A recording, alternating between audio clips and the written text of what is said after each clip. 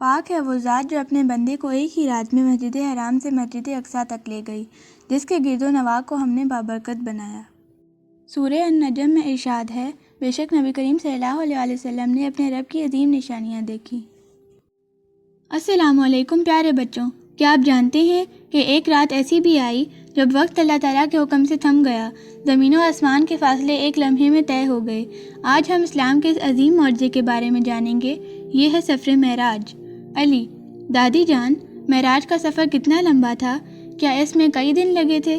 دادی جان: نہیں بیٹا، یہی تو اللہ تعالیٰ کی قدرت ہے کہ یہ عظیم سفر رات کے ایک بہت ہی مختصر حصے میں مکمل ہو گیا تھا۔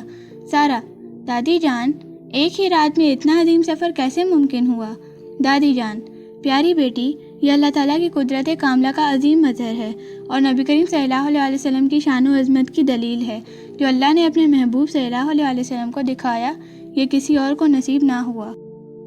علی بیٹے، کیا آپ جانتے ہیں کہ جس سواری پر نبی پاک صلی اللہ علیہ وسلم تشریف لے گئے اس کا نام براق کیوں تھا؟ علی: نہیں دادی جان، آپ بتائیے۔ دادی جان: بیٹا، براق عربی لفظ برق سے نکلا ہے، جس کا مطلب ہے بجلی، یعنی وہ بجلی کی رفتار سے بھی تیز چلنے والی سواری تھی۔ جب آپ صلی اللہ علیہ وسلم بیت المقدس پہنچے تو وہاں تمام انبیاء موجود تھے۔ کیا آپ کو معلوم ہے کہ وہاں کیا ہوا؟ سارہ: سب نے مل کر نماز پڑھی ہوگی۔ دادی جان: بالکل، لیکن سب سے خاص بات یہ تھی کہ ہمارے نبی صلی اللہ علیہ وسلم نے تمام انبیاء کی امامت کی، اسی لیے آپ صلی اللہ علیہ وسلم کو امام الانبیاء یعنی تمام نبیوں کا امام کہا جاتا ہے۔ پھر آسمانوں کا سفر شروع ہوا۔ ایک مقام آیا جسے سدرۃ المنتہا کہتے ہیں۔ علی نے دادی جان سے پوچھا، سدرۃ المنتہا کیا ہے؟ دادی جان نے بتایا، یہ وہ مقام ہے جہاں حضرت جبرائیل علیہ السلام رک گئے اور کہا کہ میں اس سے آگے نہیں جا سکتا، صرف ہمارے پیارے نبی صلی اللہ علیہ وسلم اللہ سے ملاقات کے لیے اس سے بھی آگے تشریف لے گئے۔ اچھا بچوں، سب سے اہم سوال، اللہ نے ہمیں نماز کا تحفہ کیسے دیا؟ علی: کیا وہ فرشتے کے ذریعے زمین پر بھیجا گیا؟ دادی جان: یہی تو خاص بات ہے، ہر عبادت کا حکم زمین پر آیا، مگر نماز وہ واحد تحفہ ہے جس کے لیے اللہ نے اپنے حبیب صلی اللہ علیہ وسلم کو عرش پر بلایا۔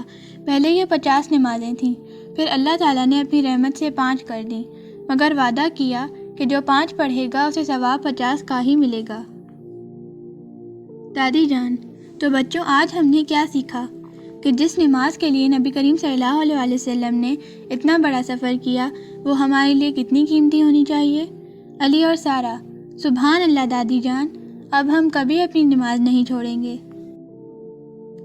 یاد رکھو بچوں، نبی کریم صلی اللہ علیہ وسلم کا معراج کا سفر ہمیں سکھاتا ہے کہ نماز اور اللہ کی عبادت ہماری زندگی کا سب سے قیمتی حصہ ہے۔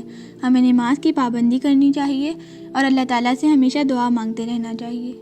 کامنٹس میں بتائیں کہ آپ نے نبی کریم صلی اللہ علیہ وسلم کے معراج کے سفر سے کیا سیکھا اور آپ نماز کی پابندی کیسے کریں گے۔